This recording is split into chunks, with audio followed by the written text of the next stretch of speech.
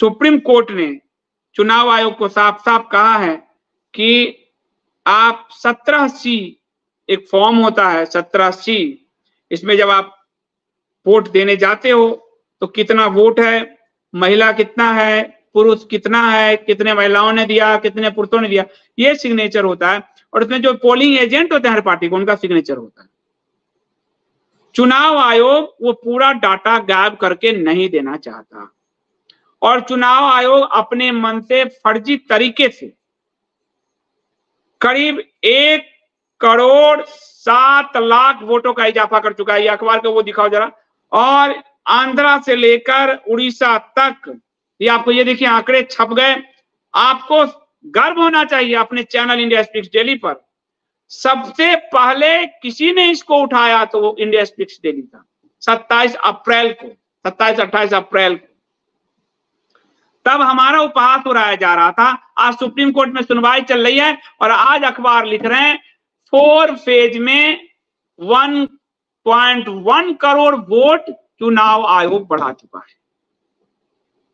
कैसे बढ़ाया? अब इसमें जो याचिका गया, उस याचिका के हिसाब से कहूं, इसमें कहा गया है कि अभी ये इस फेज में, जैसे अभी कहां का एक पकड़ाया है कि वहां 100% वोटिंग करवा दी है डीएम साहब ने, जबकि एक व्यक्ति उस 100% 300 कुछ 50 उस बूथ पे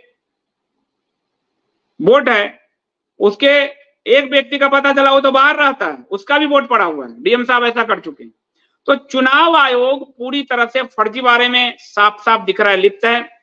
और ये हो सकता है कि जहां जिस बूथ पर मान लिया एक बूथ पे 800 वोट भाजपा को पड़ते थे, इस बार 300 ही पड़े, तो जिन्होंने वोट नहीं दिए उसके वोट 800 से 700 करने में ही लगे और बाद में ईवीएम मशीन का बक्सा बदलने, उस बक्सा को इससे रिप्लेस कर दें और कहे हम तो ऐसा पड़ा।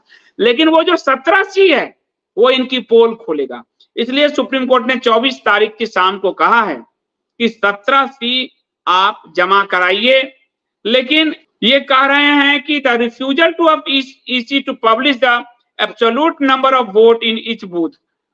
पहली बार इतिहास में चुनाव आयोग आंकड़े जारी करने से मना कर रहा है। वो आंकड़े जो हमने अपने वोट दिए, हमारे आंकड़े हैं, उसको जारी करने से मना कर रहा है। वाई वेट फॉर ए सी? ये देखिए, the refusal of the EC to publish the absolute number of vote in each booth and each constituency instead of the percentage defies logic. Publishing them is child's play.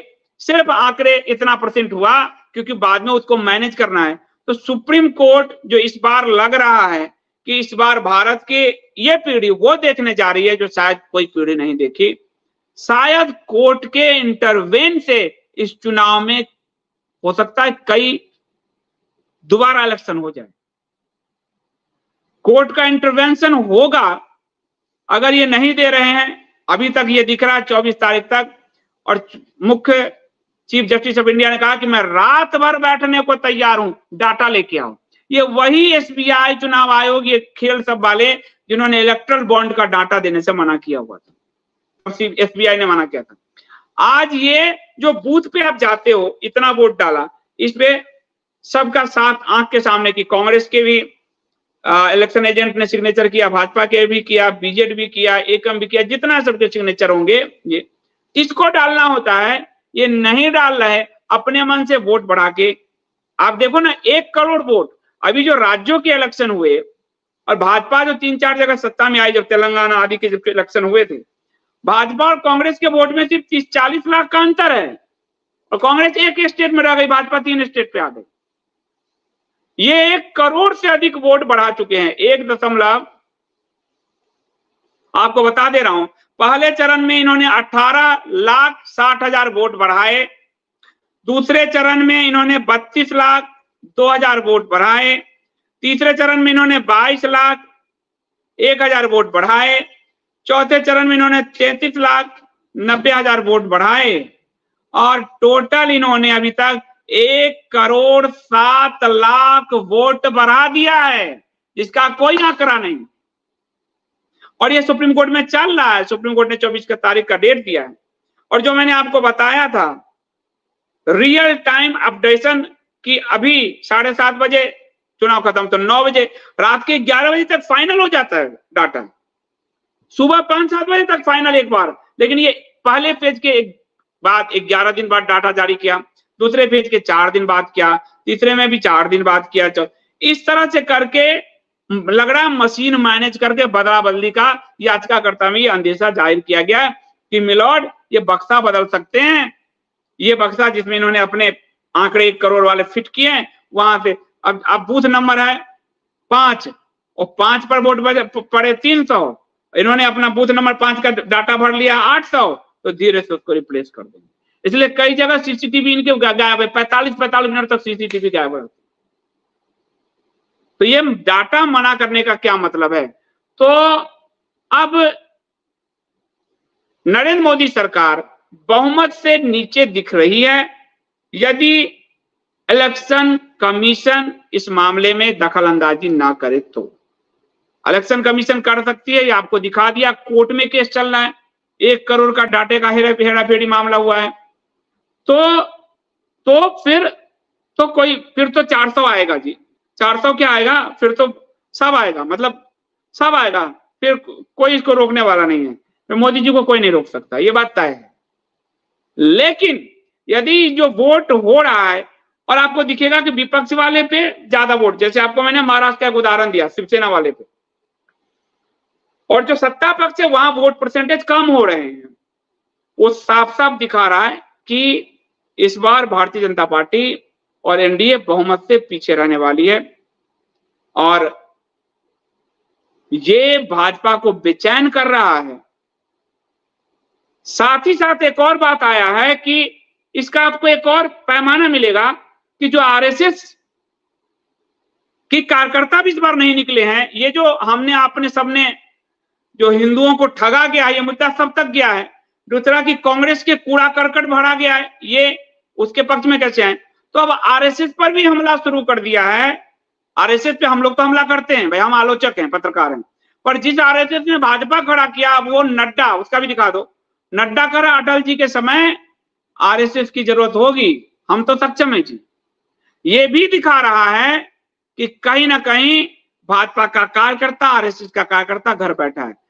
हर बार घर पर vote मांगने आते थे, इस पर कोई नहीं आया। अहंकार यदि भगवान का वाहन भी है तो वो भी अहंकार टूट जाता है। ये तो साधारण मनुष्य हैं। अब इनको तुम जगन्नाथ भगवान इनके भक्त कह दो, या इनको विष्णु अवतार कर दो, या फिर मैं जन्मा हूं, ये डायलॉग मारो, जो भी मारो, अहंकार का सर्वनाश होता है। वोटिंग अभी तक के 428 से साफ लग रहा है कि ये बहुमत से पीछे हैं। लेकिन चुनाव आयोग के 1 करोड़ 7 लाख का आंकड़ा और 5वें चरण में और क्या निकलता है, फिर वो 1 करोड़ का क्या खेल करेगी चुनाव आयोग। तो 553 के 53 सीट भी दे सकती है चुनाव आयोग, उसका कोई हो नहीं सकता, क्योंकि वो हम सब का डाटा है जिसको वो जारी करने से मना कर रहा है। 24 तारीख को देखते हैं सुप्रीम कोर्ट को ये क्या कहता है। अंकित शर्मा जी कह रहे हैं सुप्रीम कोर्ट में जो मतदान प्रतिशत बढ़ने का मामला, उस पर क्या हो सकता है। उस पर 2-3 चीजें होगी। एक तो 24 तारीख को 2 चीजें हो सकती है। एक 24 तारीख को कहा है कि 17 यानी हर जो डाटा शीट है जिसपे चुनाव एजेंट के सिग्नेचर्स होते हैं, टोटल वोट इतने वोट पड़े, 1000 में से 400 वोट पड़े, 400 में 200 महिलाएं थी, 200 पुरुष थे, ये डाटा उस पर सिग्नेचर, वो आप डालिए, वो इनको डालना मस्ट होगा। अगर वो मना करते हम नहीं कर पाए तो सुप्रीम कोर्ट डिसीजन ले सकती है हार्ड कि अगर जब तक आप नहीं डालेंगे आप चुनाव के परिणाम को नहीं घोषित करेंगे, आपको वो डाटा डालना होगा। तो एक वो मैटर आ सकता है। दूसरा है कि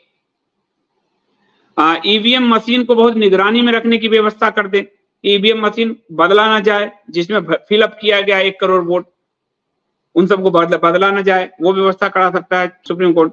तीसरा है कि वीवीपैट मिलान की व्यवस्था करा दे। तो ये तो वोट 1 करोड़ वीवीपैट वाले अब कहां बक्सा लेके कैसे जाएंगे, ये मशीन बदल ले सकते हैं बक्सा, तो इनका फिर गेम खत्म हो जाएगा। तो यानी टोटल वोट जो पड़े उसका वीवीपैट से मिलान कर दें, तो वो मामला भी एक पुनर्विचार याचिका गई हुई है। आगे हो सकता है कि अगर ना दे पाए डाटा तो सुप्रीम कोर्ट को अधिकार है, इंदिरा गांधी मामले में हाई कोर्ट ने निर्णय दिया है, इन सीटों पर जहां ये बड़े मार्जिन पर बढ़ाए हैं और ये नहीं दे पा रहे हैं सत्ताजीत, उन सीटों पर पुनर्मतदान की अनुमति दे दी। तो ये सारी संभावनाएं हैं, अभी खत्म नहीं हुई है। अब देखते हैं चीफ जस्टिस ऑफ इंडिया क्या करते हैं, उन्हीं की कोर्ट में ये सुनवाई है, 24 को पता चलेगा। गार्गी बनर्जी जी, आपका बहुत बहुत धन्यवाद, बहुत बहुत धन्यवाद। अभी इस फंड की बहुत जरूरत है, महीने का लास्ट होने वाला है, तो थैंक यू सो मच, बहुत बहुत धन्यवाद। सुनील पेंडलकर जी, आपका बहुत बहुत धन्यवाद। मनीष जैन जी, बहुत बहुत धन्यवाद आपका, thank you so much. Kamlesh Rajpurohit ji, धन्यवाद। अंकुर जी की जीत की प्रतीक्षा कर रहा हूँ, जय श्री राम, जय श्री राम। बिल्कुल अंकुर जी की पूरी संभावना है, उनकी जीत होने की 99% पूरी संभावना है। बहुत अच्छी वोटिंग हुई है और बड़े पैमाने पर अंकुर जी के पक्ष में वोटिंग हुई है, तो पूरी संभावना है। हमारे कुछ कैंडिडेट तो आप देख रहे हैं कैसे क्या हुए, लेकिन हमारे करीब 20-21 कैंडिडेट मैदान में हैं। कल भी 2 थे, मुजफ्फरपुर बिहार से और एक उड़ीसा बलांगीर से। तो एकम ने 1 साल के अंदर, 1 साल की ये पार्टी है अभी, फिर भी हम अगर गौ गठबंधन के टोटल 50 सीट में से आधे लगभग मोटा मोटी हम लड़ रहे हैं, तो ये सिर्फ आप लोगों के कारण, एकम के निष्ठावान कार्यकर्ता, गद्दार नहीं, निष्ठावान कार्यकर्ताओं और पदाधिकारियों के कारण हो पाया है। और ये हिंदुओं के कारण हो पाया है, क्योंकि हिंदू अब मुद्दे समझने लगे। तो हमारी बड़ी सफलता हो गई कि हमने इतने बड़े लोगों को वो मुद्दे, हमने जो वीडियो से नहीं समझा सकते थे, वो ग्राउंड पर उतर के हमने समझाए हैं। तो वो एक बड़ी उपलब्धि है पहले चुनाव की, और अंकुर जी की जीत की तो हम सभी प्रतीक्षा कर रहे हैं। इसके अलावा भी कई सीट है, हमारा अंबाला का सीट हम जीत सकते हैं, कुरुक्षेत्र का सीट हम जीत सकते हैं, मुजफ्फरपुर में भी कल बहुत अच्छी फाइट हुई है, बलांगीर में भी बहुत अच्छी फाइट हुई है। आपसे कहे कि बिलासपुर हम जीत सकते हैं, पुणे में भी अच्छा। तो हमारे सभी कैंडिडेट ने अपने छोटे संसाधन से, हम लोग के पास तो पैसे नहीं, तो अपने अपने संसाधन से हम लोग जितना लड़े हैं वो हमारी संभावना है। अनुराग कुशवाहा जी, धन्यवाद, thank you so much YouTube member बनने के लिए, thank you so much India Speaks की पत्रकारिता को पसंद करने के लिए। Advait Phadnis, Advait, great work Sandeep, I know you are lonely voice against, thank you so much. ये आपने मुझे एक चीज याद दिला दिया अद्वैत जी। आज अगर आप देखेंगे, आज मुझे श्वेता जी ने एक वीडियो भेजा था ध्रुव राठी का, तो मैं देख रहा था। फिर अगर आपको ध्यान होगा तो अरविंद केजरीवाल को देखिए आप। अब ये लोग भी कह रहे हैं कि भाजपा ने हिंदुओं को ठगा। ये सिर्फ हम और आपने, इंडिया स्पीक्स ने इस चीज को हिंदू आलोचना भाजपा का, वरना ध्रुव राठी है, केजरीवाल है, कांग्रेस है, ये सब भाजपा की प्रो मुस्लिम जो है वो लोग, वो आलोचना करते हैं कि मुसलमानों को खत्म करना चाहता भाजपा। हमने कहा इन्होंने हिंदुओं को खत्म किया पूरी पॉलिसी से। और आज इस पर लेफ्ट भी बोल गया, केजरीवाल भी कह रहा है कि योगी आदित्यनाथ को ये नहीं आने देना चाहते। इस पर आपको 302 का केस योगी का खुलवाया था, वो अकेला इंडिया स्पीक डेली ने किया था। और आज ये ध्रुव राठी जैसे लोग सब भी कह रहे हैं कि हिंदुओं को ये मूर्ख बना रहे हैं। तो आज वो लाइन इंडिया स्पीक्स डेली और हमने आपने जो मिलकर खींची थी, उस लाइन पर सबको आना पड़ा उस पॉलिसी के कारण। और जो हमने किताब का पहला ही चैप्टर लिखा, फिर मौका ही नहीं मिला मुझे, वो चैप्टर सब जगह पहुंचा, पॉलिसी सबके आंखों में गया है कि देखो ये बात, बड़े बड़े के आंखों में गया कि ये तो बड़ा चीट किया गया। आज ये बात सब कह रहा है ये बात। फिर चुनाव आयोग जो आंकड़ों में हेरा फेरी कर रहा है, ये बात भी इंडिया स्पीक्स ने सबसे पहले 27-28 अप्रैल को उठाई थी, तब भी सब गाली दे रहे थे। आज वो बात सुप्रीम कोर्ट में चल रहा है और आज वो बात पूरी पब्लिक डोमेन में है और आज वो बात चुनाव आयोग कर रहा है कि हम आंकड़े नहीं देंगे। 1 करोड़ का आंकड़ा बढ़ा चुका है, ये अखबार लिख रहे हैं। तो हमारे आपकी इंडिया स्पीक्स की पत्रकारिता मीलों आगे है, पर हमारे पास थोड़े दर्शक कम है, व्यूअर्स कम है। लेकिन और व्यूअर्स इसलिए कम है क्योंकि या तो कोई pro Congress, pro communist, pro Islamist है, या फिर कोई pro Bhajpa, pro Modi, pro RSS है। ये जो निष्पक्ष वस्तुनिष्ठ पत्रकारिता है वो आपको और कहीं नहीं है। आप देखो मेरा बायसनेस होता है, मैंने कहा बिहार में एनडीए बहुत अच्छा कर रही है, लालू की बेटी भी हार रही है, साफ दिख रहा है। जहां जो अच्छा कर रहा है उसका मैं कहूंगा। तो इस पत्रकारिता को अद्वैत जी आप लोगों ने सराहा है, आप लोगों ने सपोर्ट किया, सब तरह से सपोर्ट किया, फंड से भी देख के भी, इसके लिए आपका बहुत बहुत धन्यवाद, थैंक यू सो मच।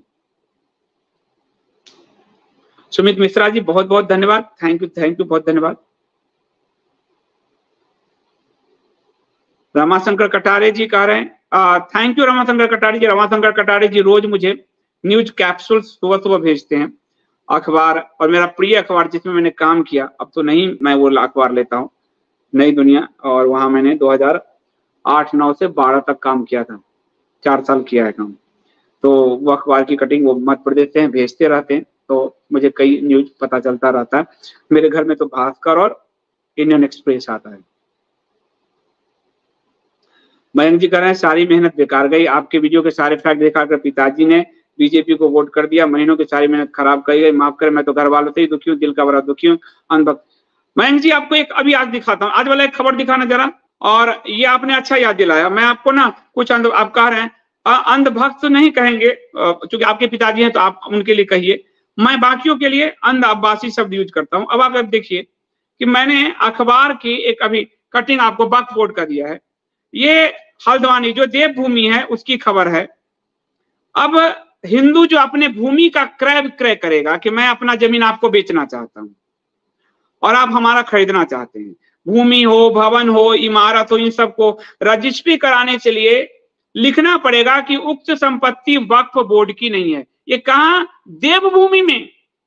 और कल को इसके लिए वक्फ बोर्ड से सर्टिफिकेट लेना होगा कि ये भूमि वक्फ बोर्ड की नहीं है। ये 10 साल से देवभूमि में भाजपा है, 10 साल से केंद्र में भाजपा है, लेकिन आज हमारी अपनी संपत्ति अपनी नहीं रहने दिया, हमें लिख के देना है कि ये वक्फ की नहीं है। वक्फ का कब्जा हम सबके जमीन पे कर दिया। किसने किया? भाजपा ने। अब ये सच अगर बताइए तो कुछ अंधाभासी हैं, उनका मैं आपको दिखाता हूं कि ये समस्या तो विकराल है। अपने बच्चों का गला काट के लोग मोदी को अगर जिता रहे हैं तो ऐसे लोगों का क्या कहिएगा। उसमें एक दो अंधाभासी हैं। देखिए अब एक है ज्ञान पिपासु, यार संदीप देव तुम खाली आलोचना करोगे या कोई उपाय सुझाओगे? उपाय तो तुम्हारा यही है ना कि वक्फ के पक्ष, जो वक्फ क्या कानून मजबूत करा उसको सत्ता से बाहर करो। लेकिन अब आप देखिए आपकी संपत्ति छीनी जा रही है, आपकी संपत्ति अब वक्फ से सर्टिफिकेट आपको लेना पड़ेगा भविष्य में। अभी तो आप लिख के दीजिएगा कि वक्फ की ये संपत्ति नहीं है।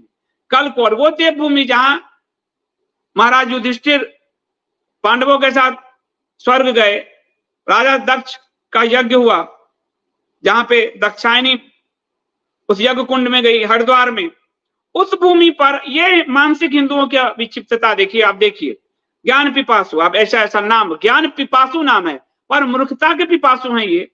यार संदीप देव तुम खाली आलोचना करोगे, कोई उपाय भी समझाओगे। अब आप देखिए इसकी, क्योंकि मिर्ची कितनी लग गई, क्योंकि इनको अपने सुल्तान की चीजें दिखा दो। एक है रविकांत वाजपेयी जी कह रहे हैं देश के अंदर रायचंद, ज्ञानचंद, जयचंद तो बहुत सारे भरे हैं, पर किसी के बाद हिंदू और हिंदुओं के भविष्य को सुरक्षित किया जाए ऐसी योजना या विकल्प किसी के पास नहीं है, सबसे बड़ा दुर्भाग्य। विकल्प आप करोगे तब, आप इस सरकार से सवाल ही नहीं पूछ पा रहे हो तो कैसे विकल्प होगा? विकल्प आपको आज तक किसी ने ये नहीं कानून बनाया, आपके लिए इसने बनाया, फिर भी आप इसके पक्ष में आप सब लगे हो। देखिए एक है केएन चौधरी, ये बुजुर्ग हैं, आप जो आप करें पापा की बात, अब ये बुजुर्ग हैं। एकम के पास वकीलों की फौज है और आप उनका उपयोग करके लोगों को सिर्फ भड़का रहे हैं, आप उनका उपयोग ना करके लोगों को भड़का रहे हैं। कानून बना रहे हैं तुम्हारे अब्बा के कानून सरकार, और भड़का मैं रहा हूं। तो अब अब्बा के सरकार को कहिए चौधरी जी कि अब्बा हम क्यों कानून बना रहे हैं हिंदुओं के विरुद्ध में, और वकील की फौज। अब इनको मैंने यही लिखा कि आपको तो वक्फ की नॉलेज तक नहीं है। ये वक्फ ट्रिब्यूनल में जाता है मामला, और ट्रिब्यूनल में वो ले जाएगा जिसकी संपत्ति गई। अब वो कल हिंदू ले जाएगा, हम ले ही नहीं जा सकते। ट्रिब्यूनल का नॉलेज नहीं, वक्फ कानून का नॉलेज नहीं, पर कह दिया और 3 लोग लाइक भी कर दिए उसको। आप देखिए, यदि आप भी मौके की तलाश में हैं, आपको भी वोट चाहिए, काम नहीं करना। अब उत्तराखंड में मैं वोट लूंगा, उत्तराखंड में चुनाव हो चुका, काम नहीं करना, आप मेरे आधा बराबर भी आप अगर काम किए हो चौधरी जी, तो बताओ इतना उम्र हो गया।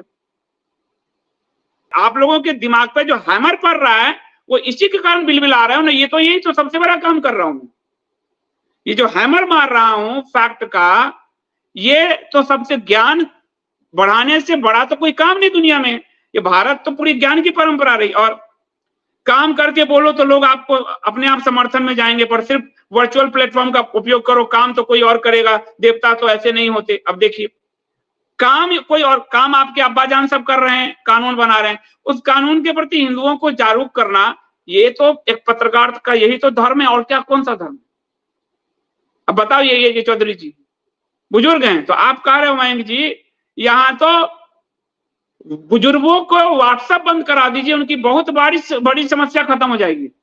व्हाट्सएप यूनिवर्सिटी में बुजुर्गों के ब्रेन को डेड कर दिया गया, पूरा खत्म, ब्रेन डेड। अब चौधरी जी को देखिए, इनको वक्फ कानून का नहीं पता, ट्रिब्यूनल का नहीं पता, कौन जा सकता है ये नहीं पता। इनको ये नहीं पता है कि एकम सनातन भारत ने पंजाब में वक्फ प्रॉपर्टी मुक्त कराई, इनको ये नहीं पता है, लेकिन बकवास ये कर ली और 4 लोग आ गए इनके पक्ष में। ये मूर्खता का स्तर, तो क्या करोगे आप? एक है ये श्री हरिवंश, नाम भगवान का है पर काम बिल्कुल ही अब्बास का है। भाजपा को छोड़कर नेशनल लेवल पर कौन सी पार्टी हिंदुओं के लिए काम कर रही है, मेरा यह सवाल है। हिंदुओं का सबसे ज्यादा हित किया, फिर भी करे भाजपा हिंदुओं के लिए काम कर रहा है। इससे ज्यादा ब्रेन डेड अब्बासी आपको कहां मिलेगा बताइए? Brain dead Abbasi. भाजपा ने हिंदुओं के लिए क्या काम किया, एक काम नहीं बता सकते। और ब्रेन डेड अब्बासी आपकी संपत्ति छीन के वो वक्फ वाला ले जाएगा, वक्फ लिखेगा तब जाके आपका रजिस्ट्री होगा। उत्तराखंड में अभी हुआ, फिर पूरे देश में होगा, लेकिन ये ब्रेंडेड अब्बासी इसको हिंदू वाला काम बता रहा है। तो क्या कीजिएगा मयंक जी, ये सब हर घर की कहानी है। पिछली पीढ़ी अगर बहुत अच्छी होती तो हम लोगों को आज ये झेलना पड़ता। कांग्रेस को वो एक्सपोज कर रही होती तो कांग्रेस न वक्फ बनाती, न सच्चर कमेटी बनाती। पिछली पीढ़ी ने मौज मारने में अपना समय खराब किया, हम लोगों के सर पे आया। और आगे की पीढ़ी को हम लोगों को सावधान करना है। आज भी पिछली पीढ़ी के ही बुजुर्ग व्हाट्सएप पलट रहे हैं, पूरे दिन व्हाट्सएप अंकल, और कुछ नहीं पता। इतने दिनों बाद एक शेर आया है, अरे शेर तुम्हारा चीन को जमीन दिलवा गया, शेर तुम्हारे संसाधन 40% लुटवा गया, शेर ईरान के तनाशा के लिए तुम्हारे भारत मां का झंडा झुका रहा है। अरे बेशर्मो, शर्म करो। लेकिन नहीं, शेर आया 4 कदम पीछे गया, 4 कदम आया। ये जो ब्रेंडेड पूरा है, ब्रेंडेड अब्बासियों का गैंग है, ये असल में हर जो व्यक्तिवादी होता है वो इसी तरह ब्रेन पे कब्जा करता है, सूचना के तंत्र पे कब्जा करता है। और हमको अभी और कोई लिख रहा है, और आपका क्या काम है? उस सूचना तंत्र को तोड़ने का ही तो बहुत बड़ा काम है, इसमें पूरा जीवन निकल जाता है, लोग नहीं कर पाता। कर और क्या काम है? सच, ज्ञान का प्रकाश, वेद क्या है? ज्ञान है। उपनिषद क्या है? ज्ञान है। पुराण क्या है? ज्ञान। हम तो ज्ञान की परंपरा के रहे हैं, तो ज्ञान ही तो देंगे, और क्या देंगे? अब बासपन लेना है तो वहां जाओ। तो आप जो कह रहे हैं क्या करिए मयंक जी, ये तो हर घर की कहानी है।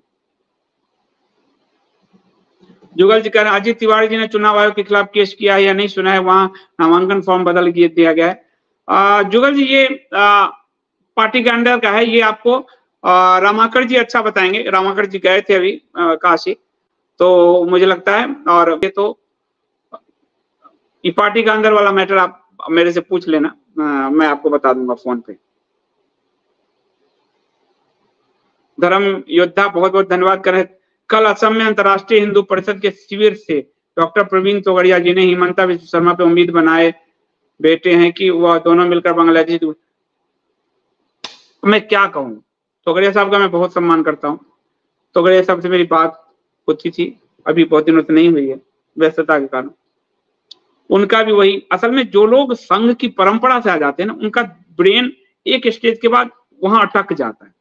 उनका भी कहना था नहीं नहीं, चुनाव नहीं लड़ना, नुकसान नहीं पहुंचाना, इन्हीं का वैचारिक रूप से इनका हम ये करेंगे। उनकी इससे क्या फायदा होगा, मुझे बताइए, इससे क्या होगा? अब वह हेमंत बिस्वा शर्मा जिसने मदरसा पर स्कूल लिखकर मदरसा ही चला रहा है, उससे आप उम्मीद कर रहे हो? कल तक कांग्रेस में था तो उसको गाली देते थे, आज भाजपा में आ गए तो उम्मीद आप कर रहे हो? वह जो धोखा दे रहा है मदरसा के नाम पे, उससे उम्मीद कर रहे हो? क्या कह सकता हूं? तो संघ की जो नई पीढ़ी है वो तो सीखने को तैयार है, बहुत सारे हमारे साथ हैं, पर संघ की पुरानी पीढ़ी वो बिल्कुल ही तालाब का पानी हो चुके हैं, पत्थर की तरह। उन पे आप अपना सर पटक पटक मर जाओगे, वो नहीं सुधरेंगे। इसलिए नई पीढ़ी के साथ काम करो, पुरानी पीढ़ी को छोड़ दो।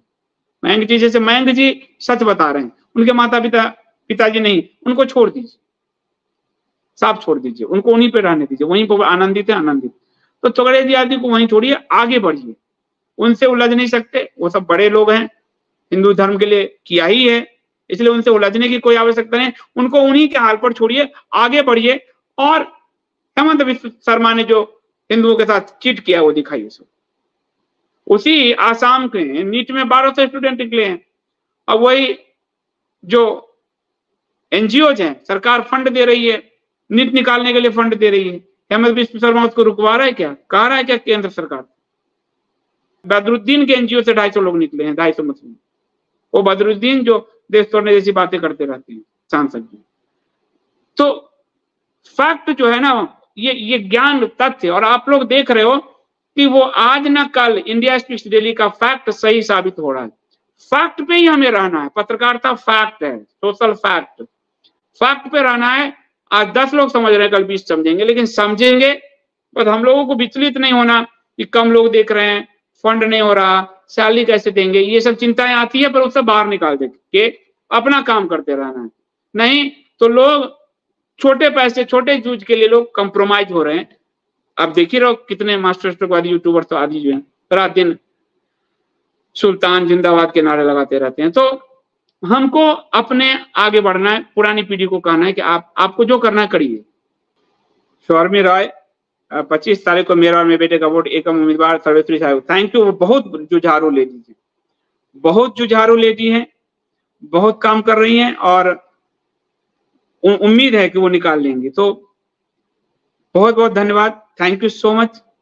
और वो बहुत फाइट कर रही हैं, उनको बिल्कुल सपोर्ट मिलना चाहिए, मेरी बात होती रहती है, तो ये बहुत अच्छा है। Thank you so much Shourmi Rai ji. Jainil Sandil, Jainil Sandil, thank you so much, thank you so much.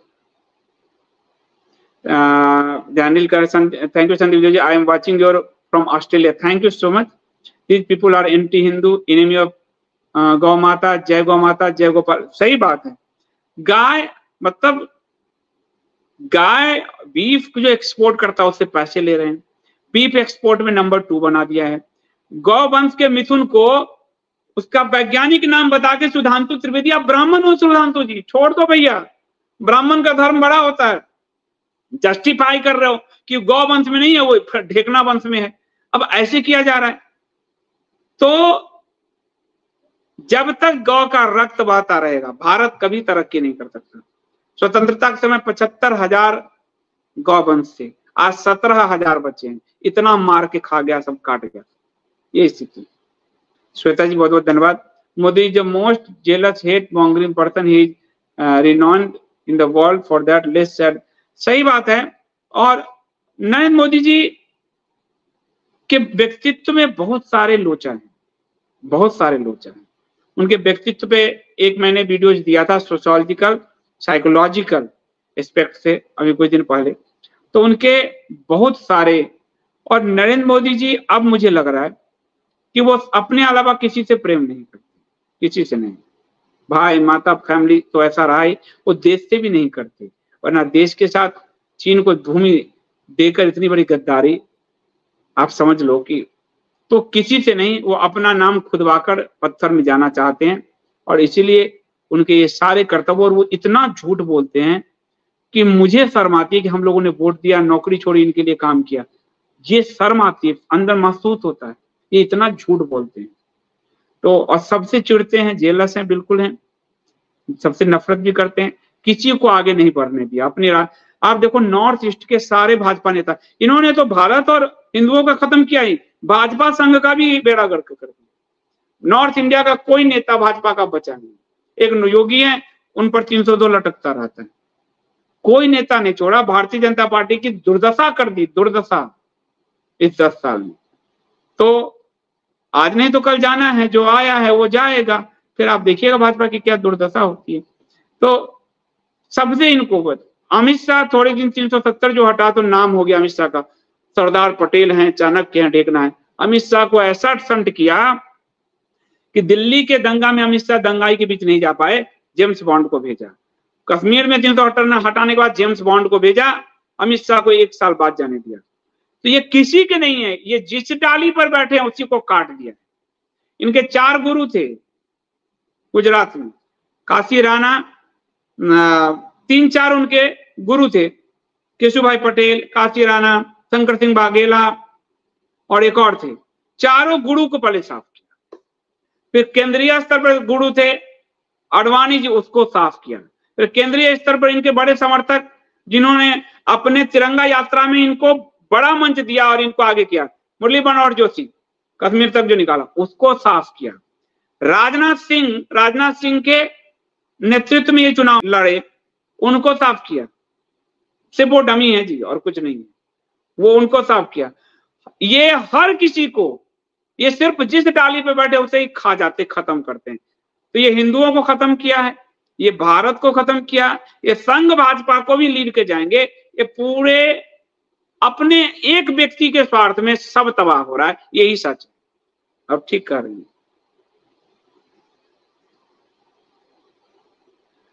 बंदे विष्णु के सर, लोग बहुत हैरान थे, 2-3 दिन आप नहीं आए, बीजेपी और इंडिया पार्टी के इंटरव्यू आए, जिससे लगा आपका चैनल कहीं नहीं।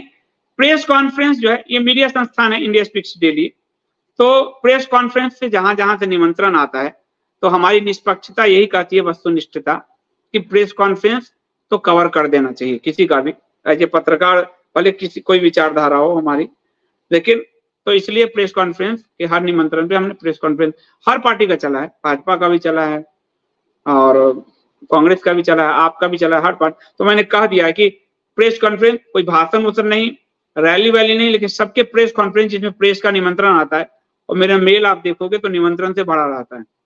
तो जहां भी निमंत्रण है वहां प्रेस कॉन्फ्रेंस को आप चला दिया करो, क्योंकि ये मीडिया संस्थान है, इंडिया स्पीक्स डेली एक कपोद मीडिया का छोटा मीडिया संस्थान है, तो उसमें सबके प्रेस कॉन्फ्रेंस चला दो, प्रेस कॉन्फ्रेंस में अपनी बात रखना। और यही काम हम करेंगे तो यही तो मोदी जी ने किया है, सारे मीडिया को बंद करके, सारे मीडिया में सिर्फ अपनी दुदुम्बी कर रहे हैं, और जो मीडिया किसी और का एक का नाम भी लेता है तो उसको वो बेइज्जत कर रहे हैं कि आखिर युवराज को ये जगह क्यों मिल रही। तो वही काम तो हम भी करेंगे। तो प्रेस कॉन्फ्रेंस मीडिया संस्थान के नाते हर पार्टी को का ये हक है, अधिकार है कि हर मीडिया संस्थान उसके प्रेस कॉन्फ्रेंस को एज इट इज कवर करे। एज ए पत्रकार ये होना चाहिए।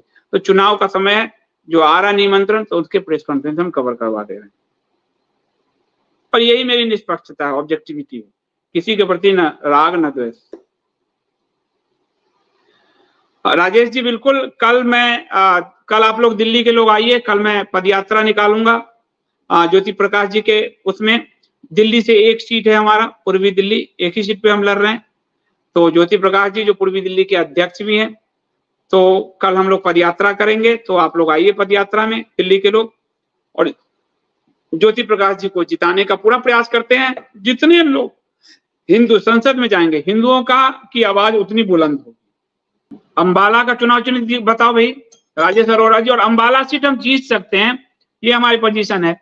अंबाला का दिखाओ जरा, मेहर सिंह ये है, हाँ मेहर सिंह है, फ्लूट, बांसुरी है, बांसुरी, तो बांसुरी है। हम लोगों को इतना चुनाव चिन्ह दे के कंफ्यूज किया। हम लोगों के साथ तो बड़ी राजनीति हुई, छोटी सी पार्टी है, लेकिन सीख रहे हैं हम, सीखना जरूरी है, तो सीख रहे हैं। तो बांसुरी है चुनाव चिन्ह, और ये जीत रहे हैं, इनकी संभावना पूरी है जीतने की। दलित वर्ग से है, और ये दलित वर्ग के लिए आरक्षित सीट है, अनुसूचित जाति से। तो जो लोग भी अंबाला में हैं वो जरूर इनको वोट दें।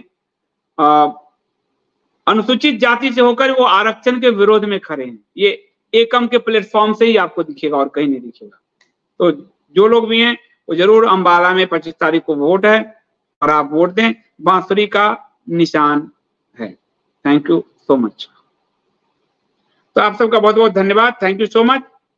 और मेरा पूरा प्रयास है कि मैं आपको वस्तुनिष्ठ, निष्पक्ष जर्नलिज्म दूं, और इसीलिए मैं हर पक्ष को रख दे रहा हूं आपके सामने। इसलिए कई बार अभी भी लोग मुझे कह रहे हैं कि तू तो भाजपा ही है, कोई कह रहा तू तो कांग्रेसी है, फिर मुझे लगता है मैं ठीक हूं, दोनों ही बातें कह दे रहे हैं। और बुजुर्गों से मेरा आग्रह है कि आपने अपनी जिंदगी तो जी ली, और आपने अपनी जिंदगी तबाह कर ली। एक गुलाम भारत में आप जिए, और आप एक गुलाम भारत को सपोर्ट करते रहे। कम से कम अपने बच्चों का भविष्य तो देखिए कि एक स्वतंत्र भारत में एक हिंदू चेतना के साथ वो आगे बढ़े। एक व्यक्ति की चापलूसी करके आप अपना नरक यात्रा लिख रहे हैं, क्योंकि इस उम्र में आपको भगवान को याद करना है, लेकिन आप व्यक्ति की चापलूसी में मर रहे हैं। आप अपनी नरक यात्रा के मार्ग खोल लें, आंखें खोलिए इससे पहले कि बहुत देर हो जाए। तो आप सबका बहुत बहुत धन्यवाद।